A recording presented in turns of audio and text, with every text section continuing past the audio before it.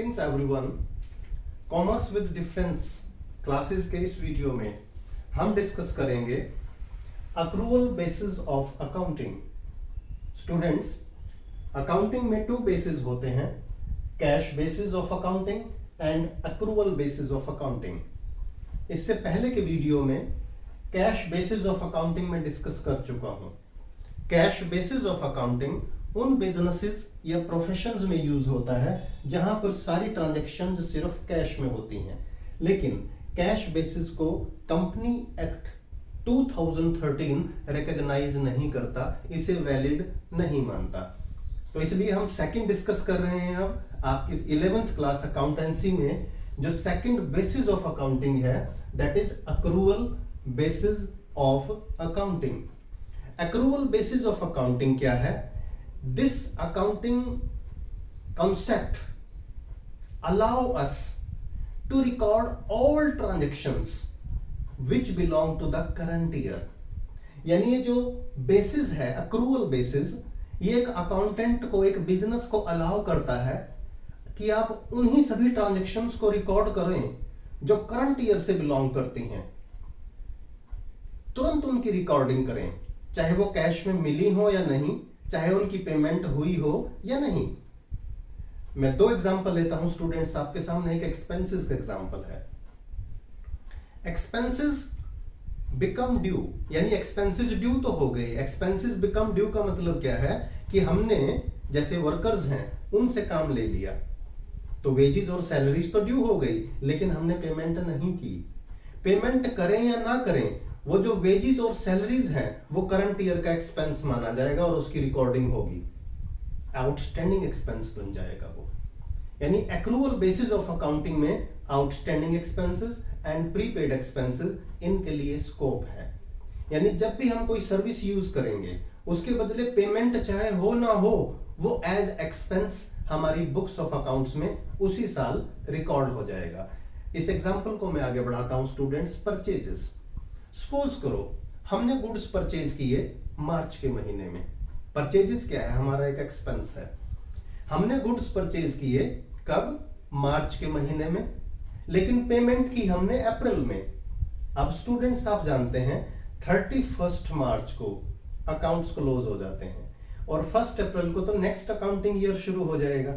तो जो गुड्स हमने परचेज मार्च में किए हैं वो एक्सपेंस कब होगा? मार्च का होगा। उसकी पेमेंट चाहे हम अप्रैल में करें या मई में करें, that will be recorded as expense in the month of March और उसे करंट ईयर का एक्सपेंस माना जाएगा। एक एग्जांपल और लेके चलते हैं स्टूडेंट्स। मैं याद दिला दूं, हम डिस्कस कर रहे हैं अक्रूवल बेसिस ऑफ अकाउंटिंग। अब दूसरा एग्जांपल है सेल्स का। सेल्स के लिए मैं एक फिगर लेके चलता हूं स्टूडेंट्स। एक एग्जांपल देखिए, मैंने लिखा है यहां सेल्स ऑफ ₹40 लाख, यानी हमने 40 लाख रुपए के गुड्स की सेल की ऑन 20th मार्च 2021। 20th मार्च 2021 और इसकी पेमेंट कब मिली? यानी हमने जो गुड्स सेल किया था 20th मार्च को, उसकी पेमेंट मिली हमें नेक्स्ट ईयर 10th अप्रैल को। समझिए स्टूडेंट्स इस बात को।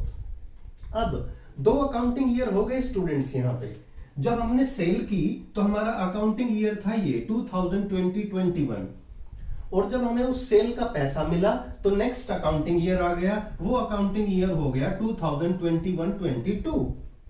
तो कौन से अकाउंटिंग ईयर की वो रेवेन्यू इनकम मानी जाएगी? याद रखिए स्टूडेंट्स, जिस पॉइंट पे हमारी सेल हो गई उसी दिन वो हमारी इनकम, हमारी रेवेन्यू मानी जाएगी, irrespective of the fact whether cash is received और नॉट।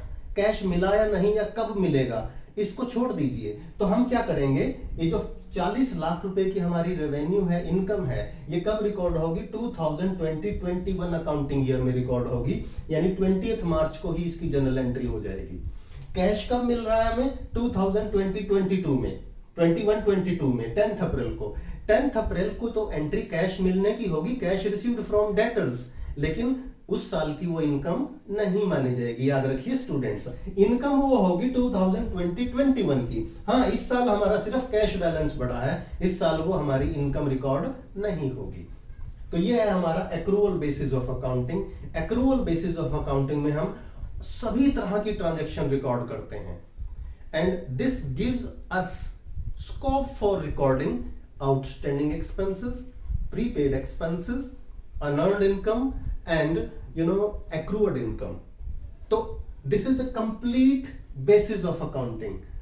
यानी नॉर्मली जो बुक्स ऑफ अकाउंट्स में सभी बिजनेसेस रिकॉर्ड करते हैं वो अक्रूवल बेसिस ऑफ अकाउंटिंग को फॉलो करते हैं। There is no chance of manipulation, क्योंकि ये अपने आप में कंप्लीट बेसिस है, कंप्लीट सिस्टम है, इसमें मैनिपुलेशंस के चांस नहीं है या बहुत कम है ये कहिए। And more over principle of accounting इसमें अप्लाई होते हैं, जैसे मैचिंग प्रिंसिपल है, हम इसमें इजीली अप्लाई कर सकते हैं, जो कैश बेसिस में अप्लाई नहीं होता। अक्रूवल बेसिस ऑफ अकाउंटिंग आपको फाइनेंशियल पोजीशन और प्रॉफिटेबिलिटी पोजीशन का एक फेयर एंड ट्रू व्यू पेश करता है। And moreover it is recognised by company act 2013, और कंपनी एक्ट 2013 इसे रिकॉग्नाइज करती है और इस सिस्टम को, इस बेसिस को वैलिड मानती है, क्योंकि इस सिस्टम के थ्रू जो भी हमें प्रॉफिट और लॉस मिलेगा, जो फाइनेंशियल पोजीशन कंपनी की मिलेगी, वो बिल्कुल फेयर होगी, वो एक्यूरेट होगी, और जिसके बेस पर businessman and the concerned parties अपना डिसीजन एक बेटर वे में ले पाएंगे।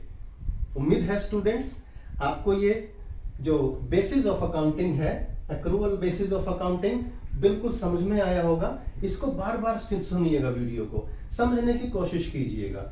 जब आप इसको बेसिक समझ पाएंगे, you would be able to record transactions easily in the books of accounts, और एक्चुअली में अकाउंटिंग क्या है उसे आप समझ पाएंगे।